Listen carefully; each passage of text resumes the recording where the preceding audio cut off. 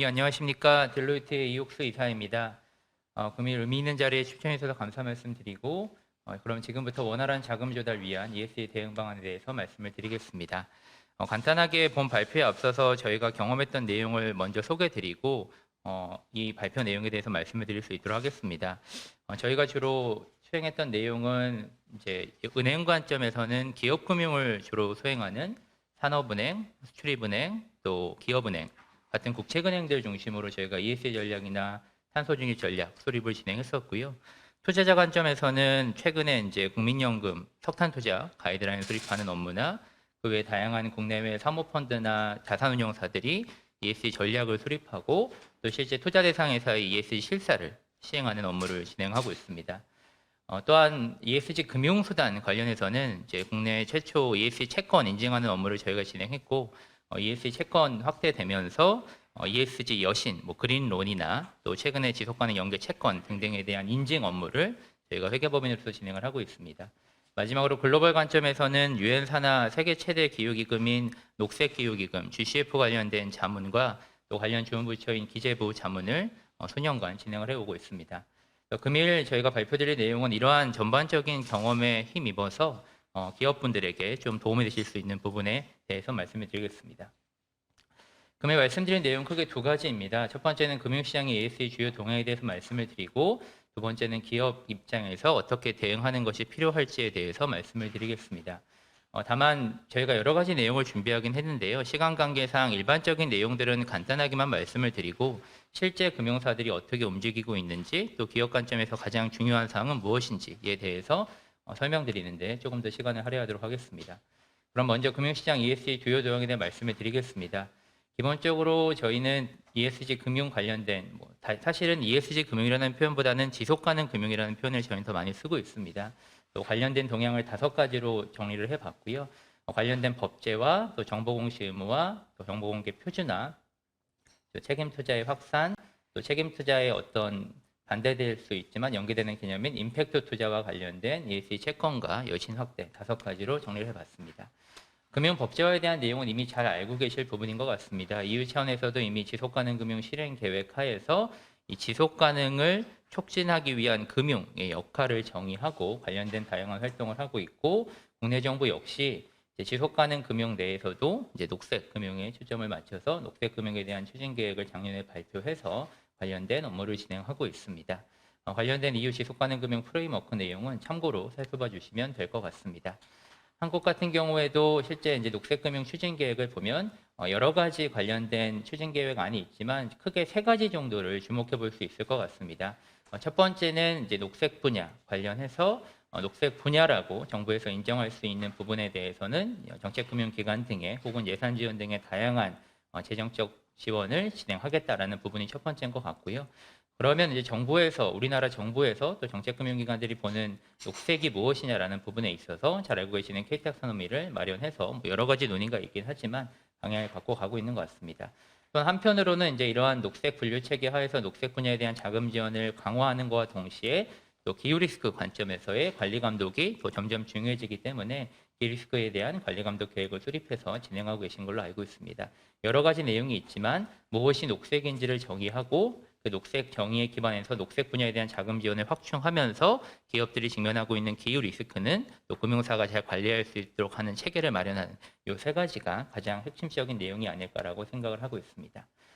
관련돼서 다음으로 정보공시에 대해 말씀을 드리겠습니다. 지속강수 정보공시 같은 경우에는 사실 EU 체계를 보시면 조금 더 명확할 것 같습니다. 그래서 전체 지속가능 그리고 구체적으로 녹색과 사회 관련된 부분들 정의하는 체계 하에서 기업이 비재무 정보를 보고하면 투자자 관점에서 이제 금융기관이 그 내용을 금융기관 관점에서의 재무 정보를 공개하고 최종적으로는 투자자에게 지속 가능성 투자 관련된 정보가 갈 수 있도록 체계를 마련해서 가고 있고, 여러 가지 ESG와 관련된 글로벌 공식 기준들의 똑같은 적용을 받고 있다라고 보시면 될 것 같습니다.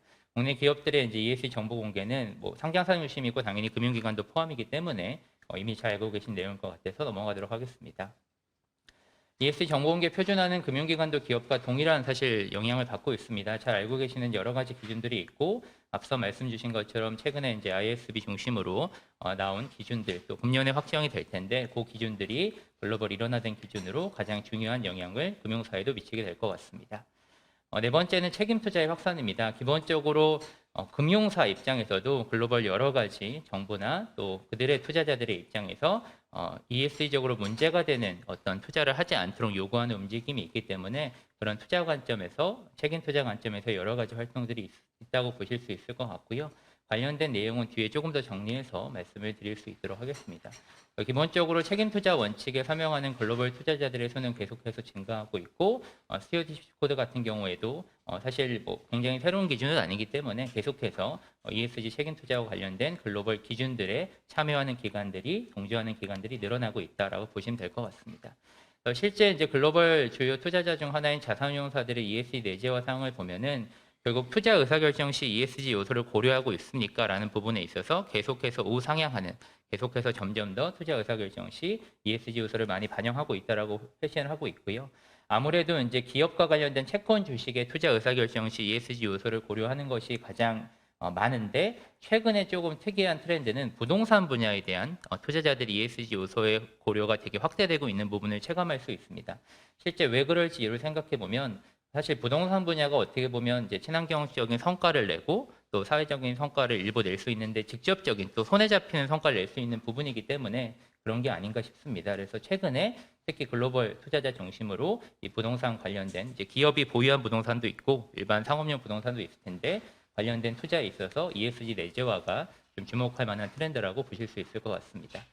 실제로 이 책임 투자 관련해서는 여러 가지 자산 운용사를 포함한 이 GP들이 투자 의사결정을 할 때 기본적으로 투자 대상 기업이 ESG 관점에서 문제가 없는지를 체크할 수 있는 기준들을 다 마련해서 수립을 하고 있고 글로벌 사실 운용사들은 이런 기준들을 모두 수립해서 진행을 이미 하고 있고요.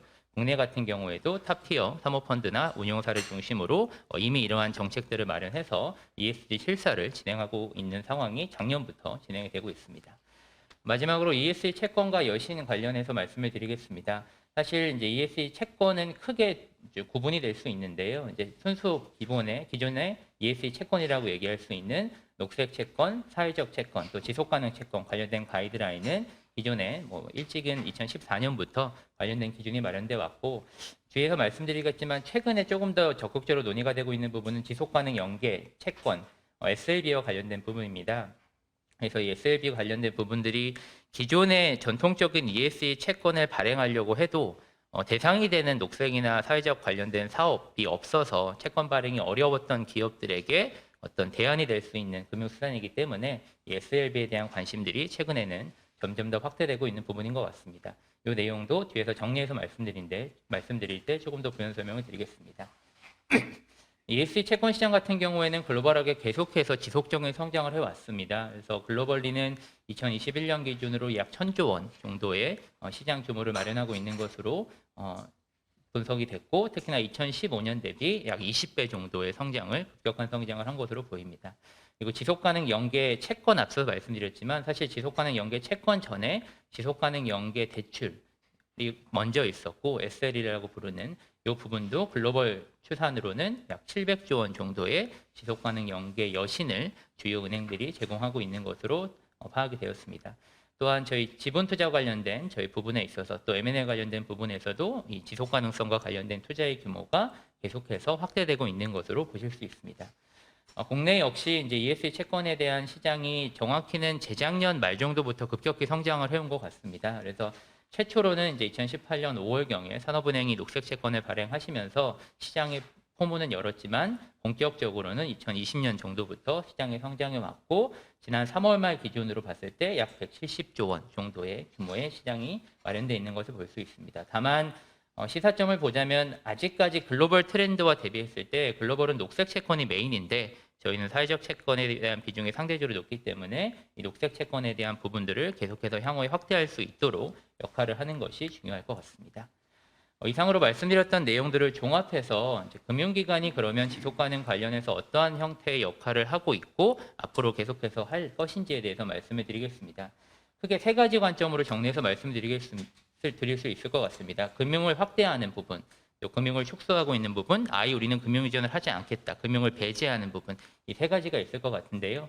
금융 확대는 결국은 임팩트라고 할 수 있는 환경적, 사회적인 성과를 창출할 수 있는 구체적 사업 혹은 그런 기업들에게는 실제 우호적인 금융을 제공하겠다. 저리의 여신이나 그다음에 지분 투자에 있어서도 먼저 고려하는 부분들이 있을 것 같습니다. 그래서 금융기관들도 기본적으로 이제 녹색이나 사회적 채권을 발행하고 그 발행된 자금들을 그대로 친환경 여신 등을 통해서 친환경 성과나 사회적 성과 지원이 가능한 여신 및 투자에 활용할 수 있는 것들이 이 금융 확대 관점에서 향후에도 계속해서 추진이 될 부분인 것 같습니다.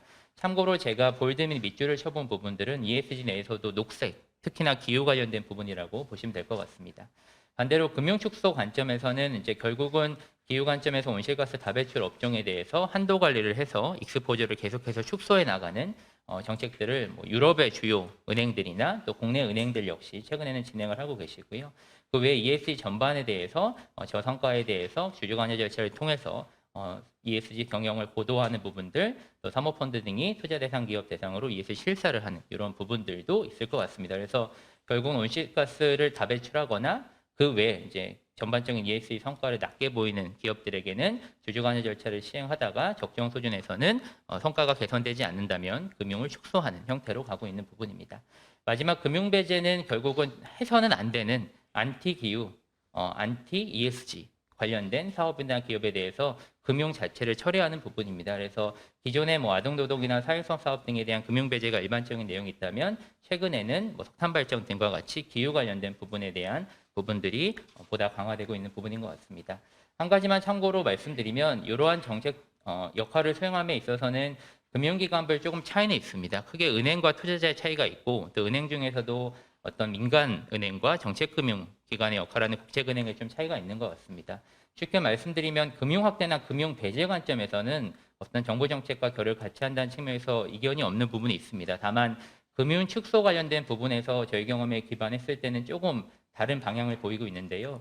요지는 이제 온실가스를 많이 배출하고 있는 주요 업종에 대한 여신을 어떻게 할 것이냐라는 부분에 있어서 아무래도 민간은행들은 SBTI 등등의 금융 배출량 목표를 달성하기 위해서 한도 관리를 하는 식으로 방향을 잡고 있지만 국책은행들 같은 경우에는 그렇게 되면 사실 온실가스 다배출 업종에 속한 기업들이 저탄소 기업으로 전환하는 데 있어서 금융 조달을 하는 데 어려움을 겪을 수 있기 때문에 단기적으로는 금융 배출량이 조금 늘더라도 그런 온실가스 다배출 업종의 저탄소 지원을 위한 금융 지원을 하는 쪽으로 조금 더 초점을 맞춰서 전략적 방향성을 가지고 계신 것 같습니다. 그래서 실제 온실가스 다배출 업종에 포함이 돼 계시지만 우리는 에너지 전환 관점에서 감축을 위한 활동을 하겠다라고 하는 기업분들은 이러한 자금들을 많이 활용하시면 좋을 것 같습니다.